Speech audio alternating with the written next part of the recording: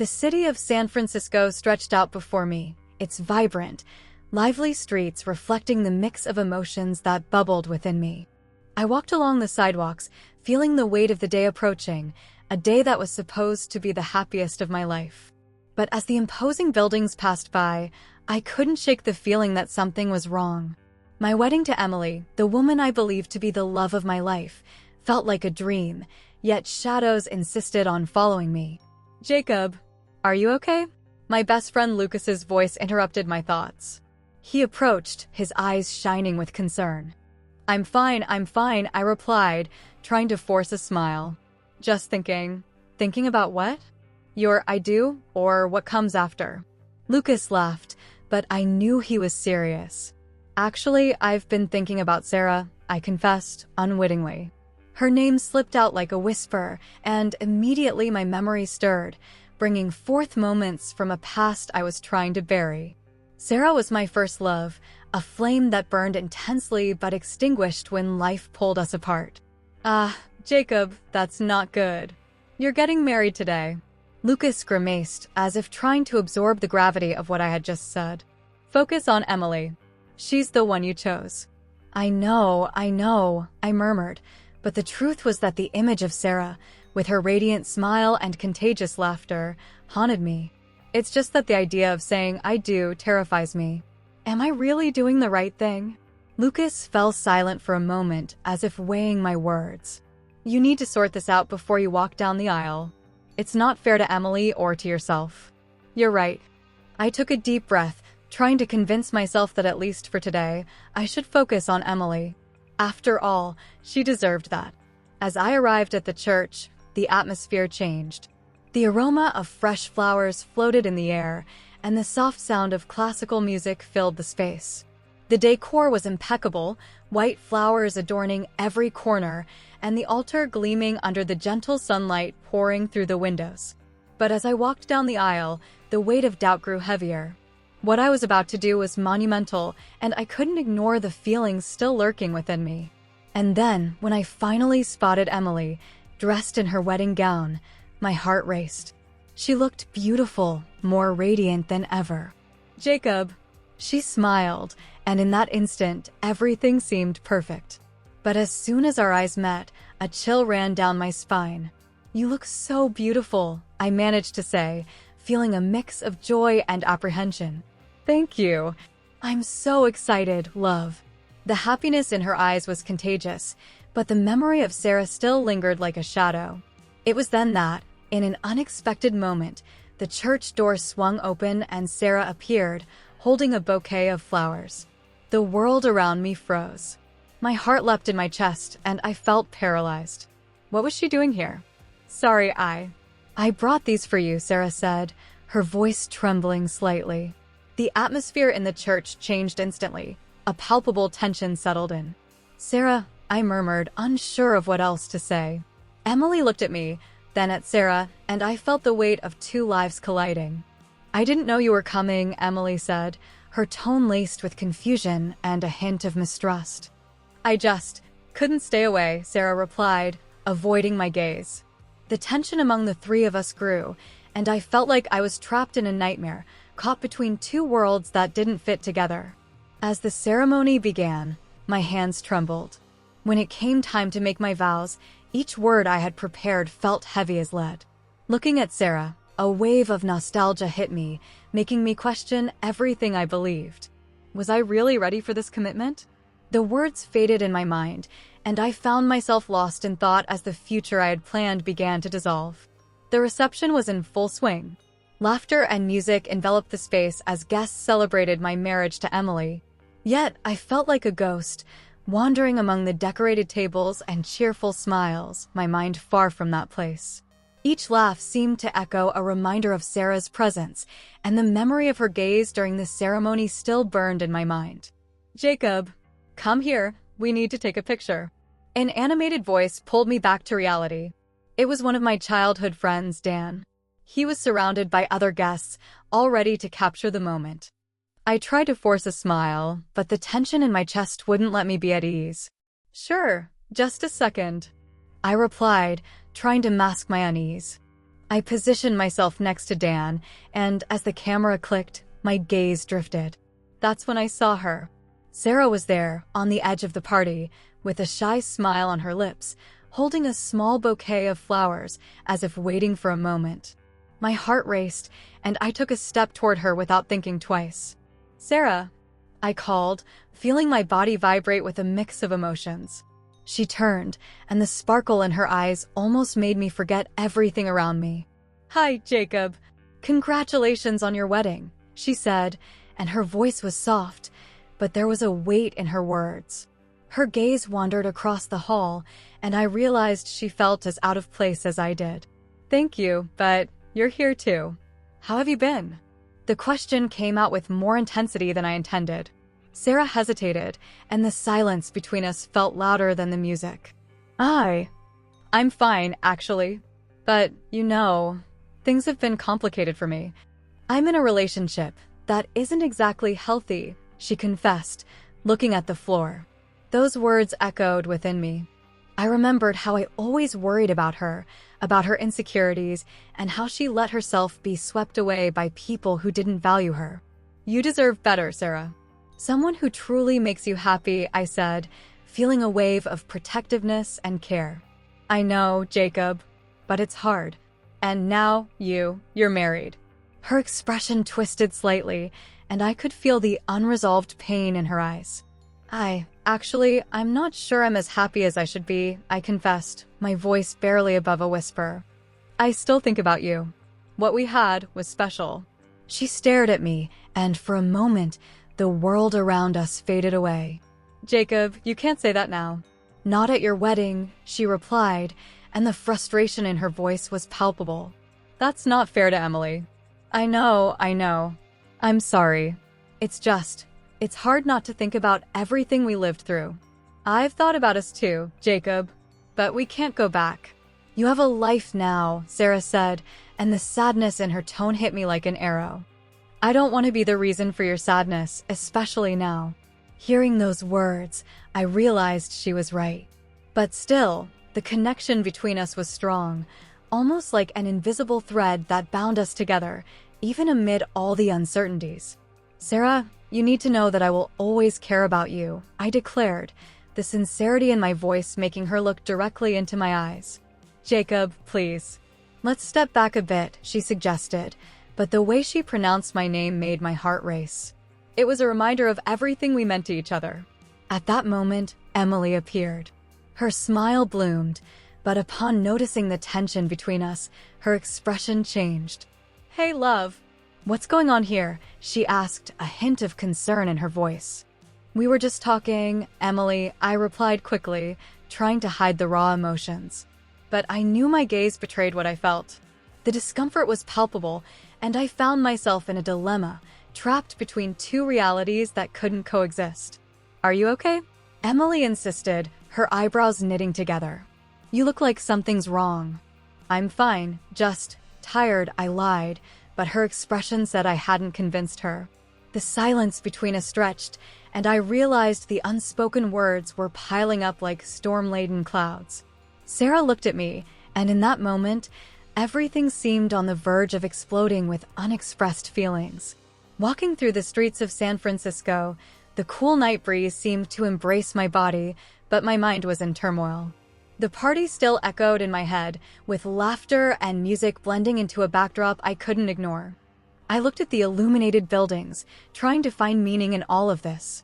What did I really want?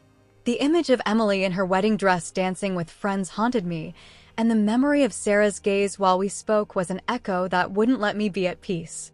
"Hey, Jacob. Are you okay?" Lucas's voice pulled me from my daydreams.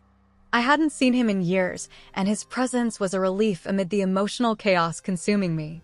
He approached, a concerned expression on his face. "You look like a ghost." "Oh, just thinking about life," I replied, forcing a smile. "How are you?" "I'm good, but you don't seem like it." "What happened at the party?" "You were engaged, right?" He crossed his arms, watching me with an intensity that made me feel exposed. "Yeah, I am. I don't know. It's been complicated," I said, looking down, unable to meet Lucas's gaze directly. I didn't want him to know about the confusion that had settled in my heart. Lucas stepped closer, his voice now softer. "Jacob, you can talk to me. Sometimes, just talking is all we need." "What's going on?" The truth hurt, but I needed to vent. "It's Emily and Sarah." Everything was so right until she showed up. Now, I don't know if I'm doing the right thing. "Sarah? Your first love?" Lucas asked, and his expression shifted. He seemed to understand more than I wanted to share. "What do you feel for her?" "I don't know. I loved her once, and when I saw her today, all those feelings came flooding back. I feel so confused. And Emily. I should be happy with her, but something doesn't fit. Jacob, you need to be honest with her. It's not fair to you or her to live like this, caught between two people," Lucas advised, and his words rang like an alarm. "If you love Emily, fight for her. But if it's Sarah you want, then you have to be sincere. It's not worth living in doubt." He was right. I needed to decide. What if I make the wrong choice? I asked, my heart racing at the thought of losing everything.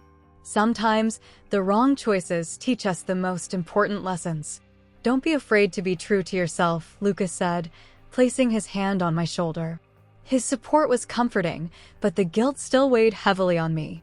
The thought of hurting Emily was unbearable. "Thank you, Lucas." "I really appreciate it," I replied, feeling a bit clearer. The weight of his words guided me to a place where the truth felt lighter. I decided to return to the reception. As I walked back, the music and laughter seemed distant, as if I were in a separate world. Upon entering, I spotted Emily dancing, her smile lighting up the room. My heart tightened, and a wave of love and guilt engulfed me. She looked so happy, and I knew that this was what I had always wanted. But at the same time, the image of Sarah wouldn't leave my mind. The truth consumed me. I needed to confront my feelings. Take a step forward, be true, even if it meant dismantling what I had built. I took a deep breath and walked toward Emily. What would I do? "Jacob, you're here. Let's dance," she exclaimed, pulling me onto the dance floor. Her gaze, full of love and joy, made me hesitate. "Emily, I need to talk to you," I managed to say, my voice faltering. She stopped, her expression shifting to a mix of curiosity and concern. "Sure, what's going on?" The words formed in my mind, but the fear of hurting her was paralyzing. What I was about to do would change everything. And as I looked into her eyes, questioning whether I had the courage to be honest, I realized that the answer was right in front of me. The soft music still echoed through the hall, but I could barely hear it. My thoughts were in turmoil, and my heart pounded in my chest as if it wanted to escape. Emily was there, radiant in her wedding dress, but something inside me was shattered. I needed to talk to her. I needed to find the words that would be enough to explain the confusion consuming me. Sarah's presence loomed over me like a shadow, a living reminder I couldn't ignore. I took a deep breath and stepped closer to Emily. She was surrounded by friends, all smiling and toasting, but when our eyes met, I knew it was now or never. Can we talk for a minute?" The question came out as a whisper, but her look quickly turned to concern. "Of course, Jacob. What's wrong?" Her tone was gentle, but there was an evident tension. I could feel that something was wrong, that she sensed the internal struggle I was facing. "It's about the ceremony," I started, hesitating. The words were stuck in my throat, as if an invisible blockage was preventing me from expressing what I truly felt. "I just want you to know that I love you." "I love you too, Jacob," she replied, and the sincerity in her voice made me feel a mix of relief and anguish. But the image of Sarah wouldn't leave my mind, and I needed to be honest. But Sarah was here, and I can't stop thinking about her. Emily's eyes filled with pain, and I saw how her happiness was instantly overshadowed. "You're talking about your ex, aren't you?" Her voice trembled, and I realized I had hurt her emotions in a moment that should have been pure joy. I didn't mean for it to be this way, but when I saw her, something awoke in me, I said, searching for the words that could explain the confusion consuming me. "I don't know if this is right or wrong, but a part of me still wonders what could have been." "Jacob, are you telling me you're questioning this on the day of our wedding?" She was hurt, and I could see the tears forming in her eyes. I can't believe this is happening. I'm so sorry, Emily. I truly am, I interrupted, but the words felt empty. How could I fix this? How could I do what was right? Maybe you should have thought about this before asking me to marry you, Emily retorted, her voice now firm yet filled with pain. I felt like I was losing the ground beneath my feet. You can't just throw this at me now. Not on the most important day of our lives. I knew I had been selfish. I didn't want it to be like this. I just can't ignore what I feel. I thought I could overcome it all, but the truth is, I still love her, I confessed, feeling the weight of my words. Emily's expression changed, and I saw sadness transform into fierce determination. So, what are you going to do? Are you going to run after her? Is that what you want? The shock in her voice was palpable, and I could see the impact of what I had said unfolding before us. I don't know. I don't know what I want. I shouted, frustrated with the confusion dominating my mind. I just know I can't marry you while I have these feelings. It wouldn't be fair. A heavy silence settled between us, and I could feel the atmosphere around us changing. What had once been a day of celebration had now turned into a nightmare, and I was at the center of it. So, you're saying you don't want to marry me? Emily asked, her voice breaking. Not the way it is. Not now. I barely recognized my own voice, so full of pain and regret. Emily's expression hardened, and I realized the truth was already exposed. She took a deep breath, as if trying to maintain her composure. Maybe it's better for you to go after what you really want, Jacob. I can't be the second option. Her words cut like a knife. I didn't want it to end this way, but I knew I was being honest, and that was what mattered most. Emily, I'm so sorry. I truly am, I said, but it was already too late. Her decision was made, and I could see in her eyes that everything I had done had hurt her deeply. I left the hall, the weight of the decision crushing me. What had I done? I had ruined the most important day of our lives. And now I was alone, lost in a sea of uncertainties. The wedding I had looked forward to had dissipated like smoke, and I knew the road ahead would be difficult. My mind was a whirlwind. After the devastating conversation with Emily, I knew I needed to find Sarah. The words were stuck in my throat, a knot of regret and confusion. I couldn't ignore what I felt for her, that was a fact, but I also didn't want to hurt Emily any further. The weight of betrayal still hung over me, but the idea of not understanding what was really happening between me and Sarah was unbearable. I walked through the streets of San Francisco, the city lights seeming brighter than ever. The night breeze was cool, but my heart was on fire. I found an open cafe, a place we used to go together, and decided to wait for Sarah. The aroma of fresh coffee and the smooth jazz in the background couldn't drown out the turmoil within me. When I finally saw her, my heart leaped. She looked so beautiful, even with the worried expression adorning her face. Jacob, she greeted me, hesitantly. What happened? Sarah, I just needed some time to think, I started, feeling the words piling up. After what happened, I don't know how I feel. I don't want to be a traitor, but you know I still have feelings for you. She sighed, sitting down across from me. I do, Jacob. The truth is, I'm stuck in a relationship that hurts me. I don't know what to do. Sometimes I feel like you're the only person who really understands me. You don't have to stay with him, I said, trying to encourage her. You deserve to be happy and free. I don't want to be an option or a backup plan.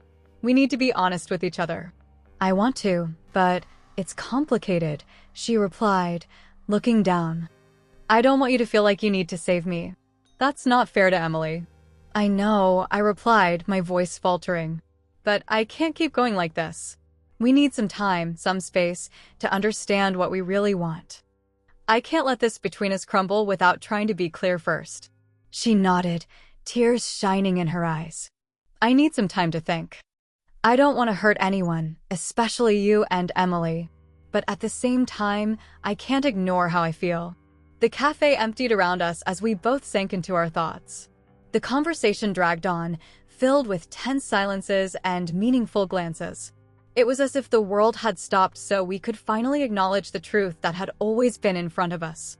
Jacob, she said, breaking the silence, I don't want you to feel trapped. If you decide to stay with Emily, I'll understand. It's your life, and I can't interfere. That's not how I want things to be, I replied firmly. I don't want to distance myself from you, but I also don't want to cause more pain. Can we take some time apart? To think better about everything? Sarah nodded, and I realized that this was the most mature decision we could make. Let's take some time. I need to think and reevaluate everything, she said, her voice soft but firm. The next morning, the sun shone as if nothing had happened.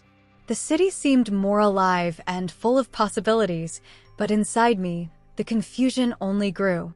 I knew I needed to face Emily, but what would I say? How would I begin to repair the damage I had caused?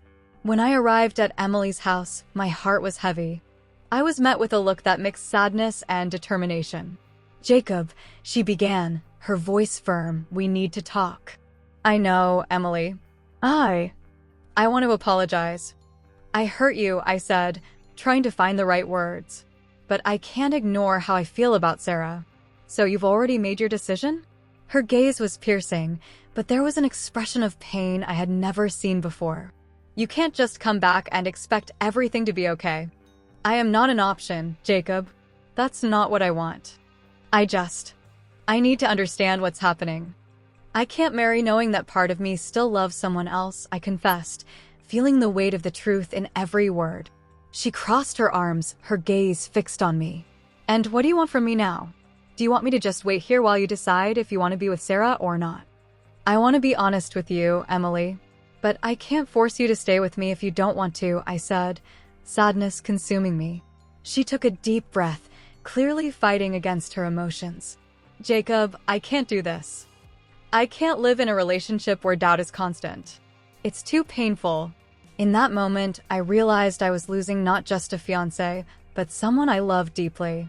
The emptiness inside me grew, and I knew there was no turning back. I was lost, unsure of which path to take, while everything around me crumbled. The sun was setting, painting the sky a vibrant orange that seemed to reflect the storm of emotions within me. I had decided that I needed closure, not just for myself, but also for Sarah. The place I chose was a small park we used to visit together years ago. The scent of freshly cut grass and the chirping of birds brought forth memories I didn't know if I wanted to relive or forget. When I arrived, I saw Sarah sitting on a bench, her gaze lost on the horizon. The sight of her made me feel a mix of joy and sadness. It was as if we had gone back in time, but at the same time, there was an abyss between us, a distance created by decisions we now seem to understand better. Hi, I said, trying to break the ice. Hi, Jacob, she replied, looking at me with an expression I couldn't decipher. You came? Yeah, I needed to talk to you, I said, trying to keep my voice steady. About everything. She nodded, but the silence between us was heavy. I've been thinking a lot too, Sarah began finally, about us and what happened. It's hard not to think about it, isn't it? It is. I still remember our conversations, our plans. But now everything seems so confusing, I confessed, feeling the weight of the words. I don't know what I want. What do you want? Sarah sighed, looking at the ground. I thought I wanted to go back, but the truth is I don't know if that's what we need. I'm stuck in a relationship that doesn't do me any good, and you're about to get married. I know, I murmured. The pain of those words hurt more than I expected. And I don't know if I should have let things get this far. Sarah, I still feel something for you, but at the same time, I don't want to hurt Emily. She looked at me, her bright eyes filled with emotion. What if we just left all of this behind? What if we sought to be happy on our own? I need time to sort out my life, and so do you. It wouldn't be fair to hold on to a past that maybe no longer exists. Those words resonated within me.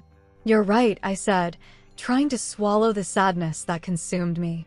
I need a fresh start away from all of this. And you deserve to find your own happiness. So, is that it? She asked, a bit surprised. Are we drifting apart? Not by choice, but by necessity, I replied, feeling it was the best thing to do. I hope you find your peace, Sarah. And that I can find mine too. I hope so too, Jacob. You've always been special to me, she said, a sad smile on her lips. But we need to follow our own paths. With one last look, we stood up and walked away from each other. I knew that was the goodbye we needed. The weight I carried felt a little lighter now. As I walked, I realized that, at least, I had found the courage to close that door. Meanwhile, Emily was facing another battle.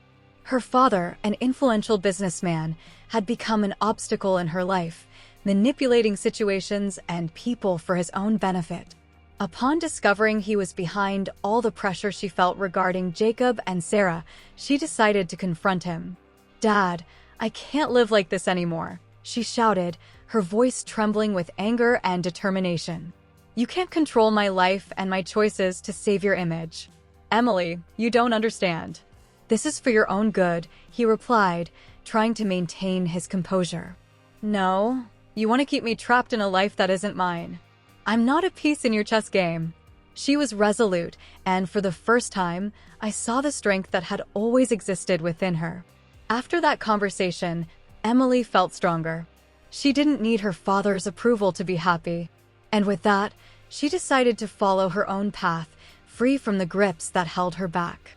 At the end of the day, as I walked through the streets of San Francisco, a new sense of freedom enveloped me.